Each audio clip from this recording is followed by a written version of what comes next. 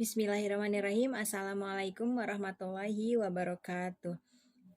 Perkenalkan, nama saya Selbira Tuardani dengan NIM 1183020107 Program Studi Hukum Ekonomi Syariah Muamalah kelas 7C. Video ini ditujukan untuk memenuhi tugas UAS mata kuliah Manajemen Zakat dan Wakaf yang diampu oleh Profesor Dr. Haji Ahmad Fatoni, MAG, dan Ibu Anissa Nursalam, SEME. Baik, kalau begitu, izinkan saya untuk mereview salah satu jurnal dari Al-Auqaf, Jurnal Wakaf dan Ekonomi Islam volume 14 nomor 1 tahun 2021 karya Fahrul Fauzi dan Lutfi Joko Jumeno dari Universitas Indonesia yang berjudul Hak Guna Bangunan di Atas Tanah Wakaf sebagai Terobosan Baru Pemberdayaan Tanah Wakaf secara Produktif. Nah, di sini penulis meneliti mengapa hanya tanah HPL atau hak pengelolaan yang dapat diberikan hak atas tanah lain di atasnya. Mengapa tanah wakaf tidak demikian? Nah, itu untuk permasalahan yang diangkat oleh si penulis. Nah, untuk penelitiannya itu bertujuan memberikan suatu ide dan gagasan dalam mewujudkan potensi diterapkannya konsep pemberian HGB atau hak guna bangunan di atas tanah wakaf. Konsep pemberian ini apabila dapat diterapkan dapat menambah nilai tambah tanah wakaf serta dapat mengoptimalkan pemanfaatan tanah wakaf secara produktif tanpa menghilangkan esensi dasar dari wakaf itu sendiri. Nah, tulisan ini diharapkan dapat menjadi dasar dan pegangan bagi pengembang kebijakan dalam merumuskan peraturan perundang-undangan tentang wakaf, khususnya pemberdayaan tanah wakaf secara produktif di kemudian hari. Untuk metode penelitian yang digunakan oleh penulis dalam jurnal ini yaitu metode penelitian hukum normatif. Penelitian hukum merupakan kegiatan ilmiah berdasarkan pada metode, sistematika, dan pemikiran tertentu yang memiliki tujuan untuk mempelajari satu atau beberapa gejala hukum tertentu dengan cara menganalisisnya. Pada penelitian hukum normatif, peneliti hanya menggunakan bahan pustaka atau data sekunder yang terdiri dari bahan hukum primer, bahan hukum sekunder, dan bahan hukum tersier yang mengatur atau membahas mengenai tanah wakaf. Islam merupakan agama yang mengatur kehidupan manusia secara menyeluruh atau komprehensif. Selain hubungan vertikal antara manusia dan Tuhannya, Islam pun mengatur hubungan horizontal antar manusia. Dalam hubungan antar manusia, Islam sangat memperhatikan dimensi sosial. Beberapa hal yang diatur Islam kaitannya dengan dimensi sosial adalah zakat, infak, sedekah, dan wakaf.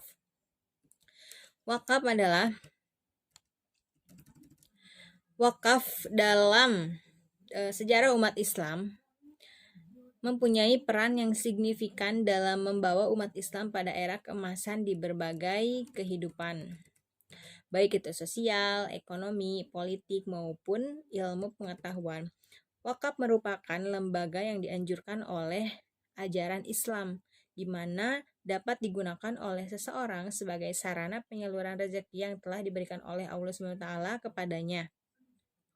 Perkembangan wakaf di Indonesia ini sejalan dengan perkembangan penyebaran Islam. Pada awal-awal penyebaran Islam, wakaf sangat identik dengan wakaf benda tak bergerak seperti tanah dan bangunan yang digunakan untuk pendirian masjid, pesantren, madrasah, dan rumah sakit. Hal ini sangat membantu para dai saat itu untuk menyerukan ajaran Islam. Anggapan tanah wakaf yang identik sebagai objek wakaf non-produktif, anggapan tersebut itu sepenuhnya salah. Wakaf pertanahan dapat juga menjadi wakaf produktif apabila pengelolaan dan manajemen yang mengurusnya mengerti akan esensi wakaf produktif. Diundangkannya Undang-Undang Nomor 41 Tahun 2004 merupakan langkah konkret yang ingin membawa semangat wakaf produktif di Indonesia. Konsep wakaf produktif dapat diterapkan dalam wakaf tanah yang seringkali disebut wakaf konsumtif. Konsep pemberian HGB di atas tanah wakaf merupakan salah satu alternatif pilihan solusi untuk mewakafkan tanah secara produktif di kemudian hari. Konsep ini dalam penerapannya dapat menerapkan peraturan-peraturan pemberian hak atas tanah di atas tanah HPL atau hak pengelolaan.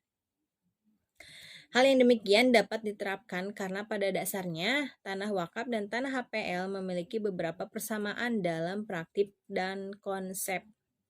Manfaat yang dapat diperoleh dari penerapan konsep pemberian HGB atau hak guna bangunan di atas tanah wakaf ini dapat dilihat dari sisi developer selaku pemegang HGB dan sisi nazir selaku pengelola tanah wakaf. Developer yang memiliki HGB di atas tanah wakaf mendapatkan kebebasan dari biaya pengadaan tanah yang relatif mahal serta dapat menjaminkan HGB di atas tanah wakafnya. Sedangkan di sisi lain, nazir selaku pengelola tanah wakaf juga mendapatkan manfaat berupa biaya pemanfaatan tanah wakaf dan biaya rekomendasi yang dibayarkan oleh developer kepada nazir sebagai syarat untuk pemakaian tanah wakaf dan kepentingan sertifikasi HGB di atas tanah wakaf tersebut. Manfaat yang diterima oleh nazir tersebut dapat digunakan guna kepentingan umum atau kesejahteraan umat sesuai dengan niat atau akta ikrar wakaf. Namun, untuk dapat menerapkan konsep ini, maka diperlukan partisipasi pemangku kebijakan seperti pemerintah, DPR, BWI untuk menerbitkan landasan hukum guna praktik pemberian HGB di atas tanah wakaf.